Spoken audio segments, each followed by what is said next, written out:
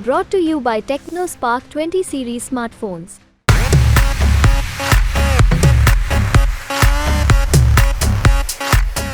ये कहते हैं कि बीजेपी अगर इस बार सत्ता में आ गई तो सबसे पहले इलाज मेरा और आपका होगा। ये प्रधानमंत्री नरेंद्र मोदी के लिए भी विवादित बयान देने से नहीं चूकते। ये खुद मुस्लिम जरूर है, लेकिन वो कहते हैं कि हर बात पर हिंदू मुसलमान की बात करने वालों से सावधान रहिए। ये हिंदू को बड़ा भाई और मुस्लिम को छोटा भाई बताते हैं। ये कौन है अब तक तो आप समझ ही गए होंगे। जी हाँ, ये है इमरान मसूद, जो यूपी की सहारनपुर लोकसभा सीट से कांग्रेस के टिकट पर बीजेपी और बीएसपी के उम्मीदवारों को शिकस्त देने के लिए इंडिया गठबंधन की ओर से मैदान में उतारे गए हैं। कहने को तो इमरान मसूद ने घाट घाट का पानी पिया हुआ है, लेकिन हाल ही में उन्होंने घर वापसी की थी। कैसे बताएंगे, और बताएंगे ये भी कि क्या है सहारनपुर और इमरान मसूद की पूरी कहानी। नमस्कार, मैं हूं कीर्ति और आप देख रहे हैं न्यूज तक। देश भर में 7 चरणों में मतदान होने हैं। यूपी की 8 लोकसभा सीटों पर 19 अप्रैल को यानी कि पहले चरण में मतदान होने हैं।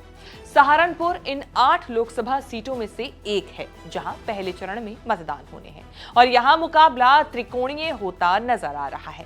इस सीट से बीजेपी ने पूर्व सांसद राघव लखनपाल को उम्मीदवार बनाया है। राघव 2014 में इस सीट से सांसद रह चुके हैं। वहीं इंडिया गठबंधन में ये सीट कांग्रेस के खाते में गई है। कांग्रेस ने यहां से इमरान मसूद को मैदान में उतारा है, जो पीएम मोदी को लेकर बोटी बोटी वाले बयान देकर सुर्खियों में आए थे। तो वहीं बसपा ने भी मुस्लिम प्रत्याशी माजिद अली को टिकट देकर ये खेल, चुनावी मामला जो है उसको दिलचस्प बना दिया है। गंगा यमुना के बीच बसे यूपी की सहारनपुर की सीमाएं, आपको बता दें, 3 राज्यों हरियाणा, उत्तराखंड और हिमाचल का बॉर्डर से टच करती है। वुड वर्किंग के लिए मशहूर सहारनपुर की जनता ने हिंदू मुस्लिम प्रत्याशियों को जिताया है। कांग्रेस, सपा, बीजेपी और निर्दलीय प्रत्याशी भी यहां से जीते, लेकिन साल 2019 में मोदी लहर के बावजूद यहां से बसपा प्रत्याशी हाजी फजलुर रहमान 20,000 से ज्यादा वोटों से जीते थे। अब चुनावी माहौल के बीच इमरान मसूद का चुनावी जनसभा को संबोधित करते हुए बीते दिनों एक वीडियो सोशल मीडिया पर तेजी से वायरल हुआ। इस वीडियो में इमरान मसूद बोलते नजर आ रहे हैं कि मैं सिर्फ इतनी बात कह रहा हूं कि ये चुनाव इमरान मसूद को जिताने या हराने का नहीं है। ये चुनाव अपने आप को बचाने का है, क्योंकि अगर बीजेपी दोबारा सत्ता में आ गई तो सबसे पहले इलाज तुम्हारा और मेरा होना है, याद रख लेना।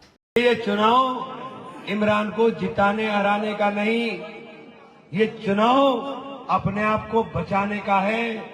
ये चुनाव अगर भाजपा दोबारा आ गई तो सबसे पहले इलाज तुम्हारा और मेरा होना है, याद रख लेना। बात हंसने की बात नहीं है। यह अमित शाह बोल रहा है।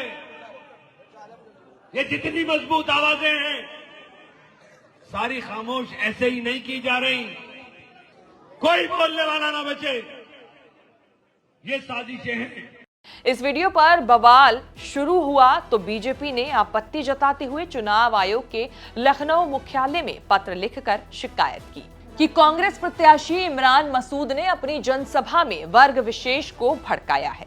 हालांकि जब इस बयान को लेकर इमरान मसूद से सवाल किया गया तो उन्होंने खुद के डरे होने की बात बता डाली। डर लगता है यार, अब डरना भी मना हो गया क्या इस देश के अंदर? इन्होंने मार मार के सबका बुझ भर दिया। चीफ मिनिस्टर उठा के ये बंद कर देते हैं, तो डरना भी मना हो गया क्या? भाई डर निकाल दो, हम तो चाह रहे हैं आप डर निकाल दो, हमें डरना रहे, हमें तो डर लग रहा है। वैसे ये पहली बार नहीं था जब इमरान ने कोई विवादित बयान दिया हो। इससे पहले साल 2014 में पीएम नरेंद्र मोदी को लेकर बोटी बोटी वाला बयान उन्होंने दिया था, जिसके बाद वो चर्चा में आए थे।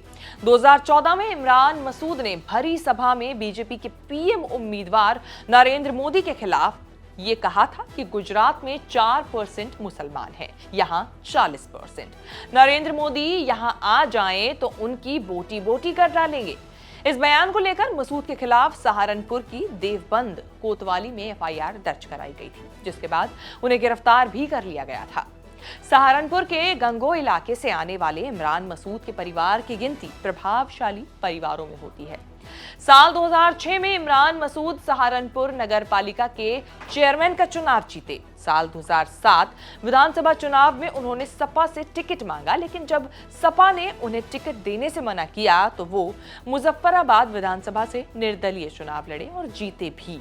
फिर साल 2007 से लेकर 2012 तक वो विधायक रहे। इसके बाद उन्होंने साल 2012 में विधानसभा चुनाव से ठीक पहले कांग्रेस का दामन थामा।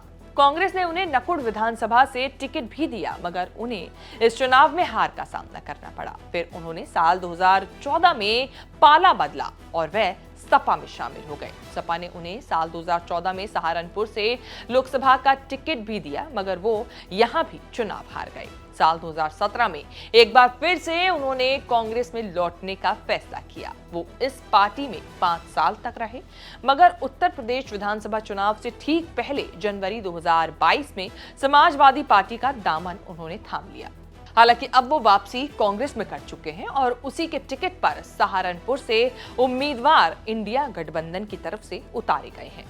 बीते सालों में जिस तरह से इमरान ने पार्टियां बदली है, इसलिए कहा जा सकता है कि उन्होंने घाट घाट का पानी पिया है। सहारनपुर सीट की बात करें तो यहां पर सबसे पहला लोकसभा चुनाव 1952 में हुआ था और तभी से ये सीट कांग्रेस का गढ़ बन गई। साल 1952 से लेकर 1977 तक इस सीट पर कांग्रेस का कब्जा रहा था। 1977 में इमरजेंसी के बाद हुए चुनाव से लेकर 1996 तक इस सीट पर जनता दल या जनता पार्टी का कब्जा रहा। 2 बार की हार के बाद 1984 के चुनाव के बाद कांग्रेस ने एक बार फिर यहां बाजी मारी थी। सहारनपुर के जातीय समीकरण की बात करें तो यहाँ पर मुस्लिम समुदाय के ज्यादा लोग हैं, उनकी संख्या 35% से ज्यादा है। इस सीट पर दलित फैक्टर भी मायने रखता है और उन पर बहुजन समाज पार्टी की पकड़ जो है वो मजबूत है। गुर्जर, सैनी जैसी जातियां भी निर्णायक भूमिका निभा जाती हैं।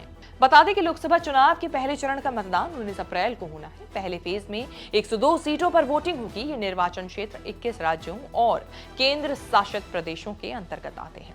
इनमें से अधिकांश सीटें जो हैं वो तमिलनाडु में हैं, जो कि 39 हैं, जबकि राजस्थान की 12 सीटों पर, उत्तर प्रदेश की 8 सीटों पर, मध्य प्रदेश की 6, असम की 5, उत्तराखंड की 5 और महाराष्ट्र की 5 सीटों पर पहले चरण में वोटिंग होनी है। अब देखना होगा सहारनपुर की सीट इमरान मसूद पर इस बार भरोसा जता पाती है या नहीं जता पाती, और इंडिया गठबंधन कितनी मजबूत साबित होती है अगर इमरान मसूद यहां से चुनाव जीतते हैं। तो आपके हिसाब से इस बार उत्तर प्रदेश के सहारनपुर लोकसभा सीट से इमरान मसूद चुनाव जीतेंगे या नहीं जीतेंगे, या देश में किसकी इस बार बहुमत से सरकार बनेगी? क्या आपकी राय है? कमेंट करके जरूर बताएं। इसी तरीके की वीडियोस आप देखने के लिए न्यूज़ तक के साथ बने रहिए। ये वीडियो अगर आपको पसंद आई तो वीडियो को लाइक करें, शेयर करें, चैनल को सब्सक्राइब करें, ताकि आगे आने वाले समय में आपसे हमारी कोई वीडियो मिस ना हो।